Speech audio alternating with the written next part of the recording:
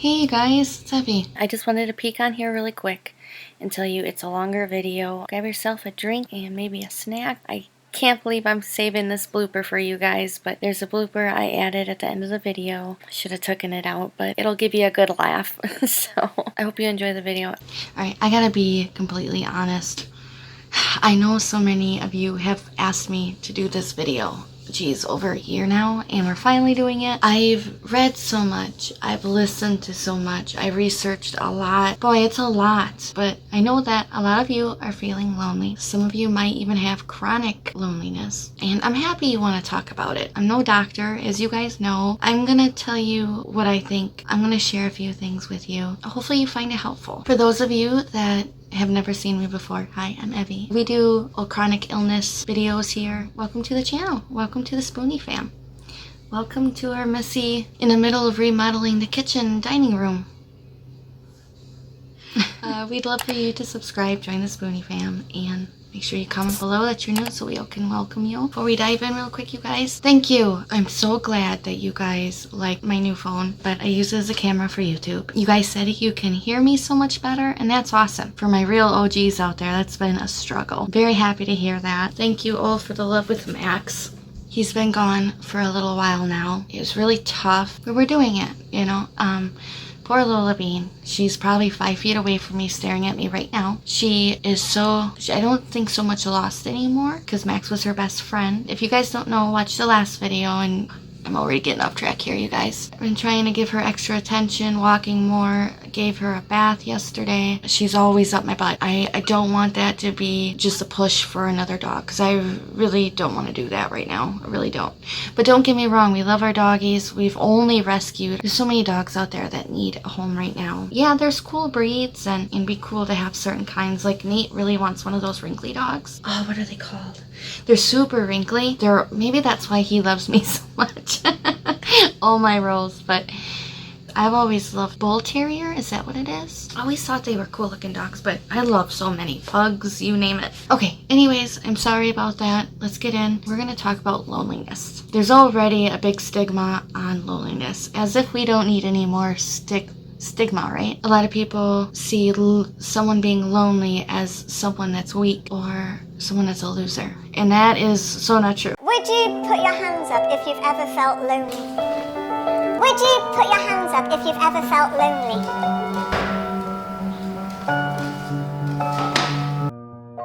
That would make all of us losers. Everyone becomes lonely at some point in their life. Based on whatever studies you might believe, they say in the UK, 60% ages 18 to 34 are often feeling lonely. In US, 46% of the US population is often lonely. Now that's quite a few people. Obviously, it's something that's not being spoken about. Now, I wanted to show here, I got my laptop. I wanted to show you guys some signs, because you know I can't remember everything. Some signs and symptoms of chronic loneliness. I'm not going to read them all. I'm just going to brief go through, because if you're lonely, I'm sure you probably know this. It's a feeling, and everybody is so different. Every individual is different. And there's always something that sets you aside for feeling lonely. And that could be you're unable to work, you're working too much, you just moved, you don't know anybody, no connection. Poor health, which is a big one why we're talking about it today. It's these things that put a disconnection from you from other people. Just because you see someone with 100 friends, like they seem so popular, most likely that's very superficial. It's not all great relationships. They don't know each other like this. You know what I mean? A lot of people that look popular can actually be lonely because they don't have a special bond with them. But here we got inability to connect with others on a deeper, more intimate level. Maybe you have friends and family in your life, but engagement with them is at a very surface level. No close or best friends. You have friends, but they are casual acquaintances. See what I mean? Overwhelming feeling of isolation, regardless of where you are and who's around you. You can be a party surrounded by dozens of people, and yet you feel isolated, separate, and disengaged.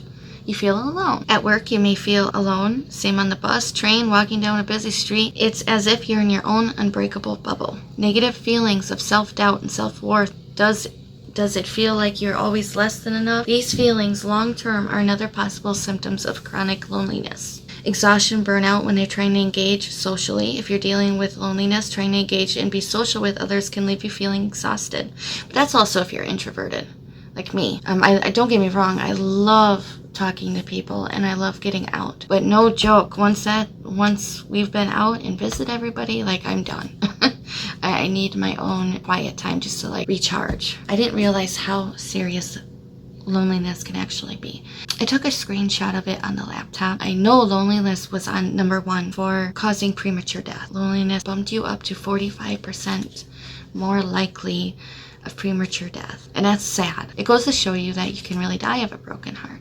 Now, for those that are watching that you think you have a family member that's lonely, I don't want you to feel that you aren't enough for that person, because that's not the case.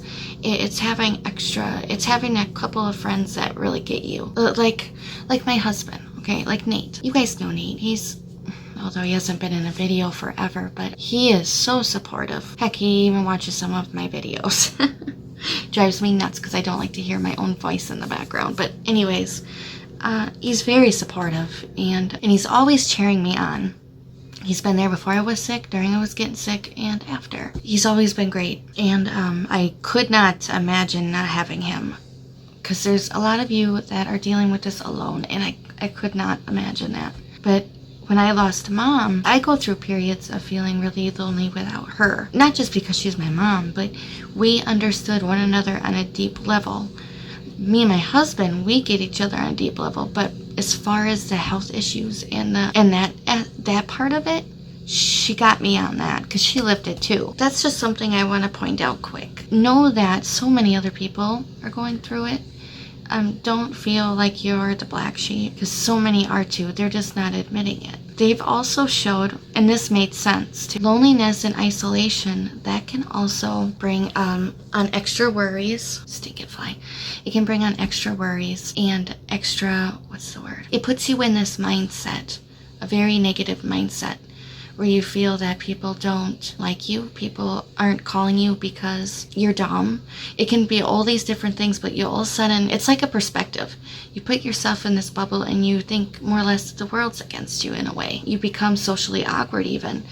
And that's crazy because I noticed that with Mom. There came a point where she was pretty socially awkward. Like, she'd almost be telling strangers too much about her, if that makes sense. Maybe one of you guys can help me out with what I'm trying to say there. I'm jumping all over the place here. Number 1 is recognizing it, noticing how it can affect you. The symptoms and everything that you do, the health issues you deal with right now, is enough.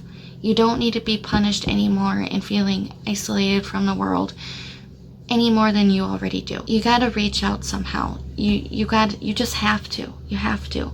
I know it's hard, and I know that you have to fight harder than those without these health issues, but you can do it. You still can do it. If you need me to call you, I'll do it. One way or another, we'll figure it out together. But you guys are never alone, and it's so important to know that. And I know in these times you can feel so alone. When I first was diagnosed, and it was really, really bad, like when I was pregnant, I felt that way. I felt really alone in it. Before I started this channel, I was finding myself not leaving the house, even months at a time, just staying inside and laying down because I had it in my head I could not get up, that I was gonna hurt if I did anything. But at the end of the day, I was hurting more not doing anything. I was hurting more by isolating myself from everybody else. I was doing more damage on me for saying no all the time. And that was a hard time. It took a lot to get out of that. Now it's push, push, push. And that sometimes is unhealthy too. But that's not the topic for today. And the quality, it's not quantity. You guys got 1, 2 best friends. That's awesome. Just someone that you can really connect with, and someone that really gets it. I do believe in good solitude. Finding peace is the word. Finding joy in being by yourself. Now this is a little off topic maybe, but me, I've learned that I really like the quiet time, the me time. Now my husband, he's more, he gets the satisfaction when he's out with the friends and all that. And that's fun, but everybody's different. I've also learned we are our worst critics. If you stop and think about the way you talk to yourself, you gotta think, would I talk that way to my best friend? Would I talk that way to my spouse? Would I talk that way to my child? And when I realized that, that was like a punch in the face.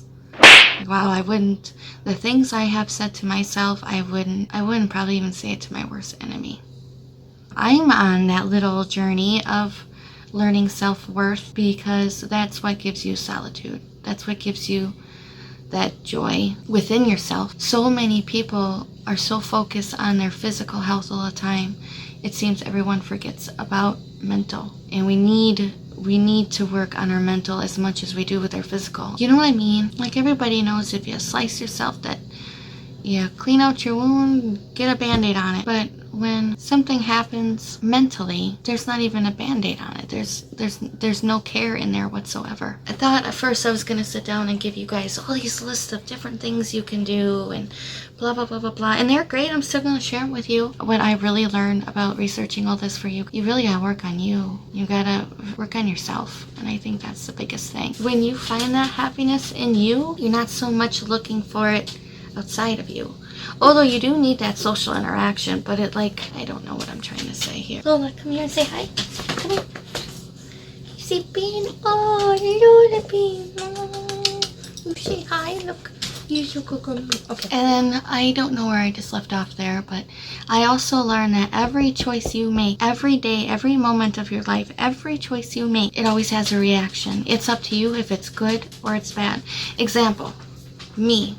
When I was hurting really bad, I would lay on that couch and I'd cry in pain. I'd lay and nothing else. That caused more pain later. That caused more of feeling lost and just bad about myself. That made me just crappy feeling all the way around. That did no good for me. Everything you do has a reaction. Everything. There's a lot of things I've noticed that are around. I even found some stuff for UK, like through Red Cross in UK. They have a bunch of resources there to help people with disabilities. It could be help financially. It could help with like volunteer work to get you started on something. I will share everything in the down bar for you guys of what I found. Other things is just to get you out of the house and do something, because I know once you start saying no, it's easier to say no. It's easier to say I can't. Nature, walking, or if you're not mobile, if you have a wheelchair. If you need a wheelchair, there's usually churches and organizations that will rent one out free as long as you need. I've done that for my mom too. And I live in a tiny, tiny ass town, so we can find it. I'm sure I could find something wherever you are. And like I said, whatever you guys need help with, I'm here. Okay, sometimes it can take me a little bit to get to everybody, but I'm here. And if I hear or see your message, I'm going to get back to you. Big thing is, remember, you're not alone.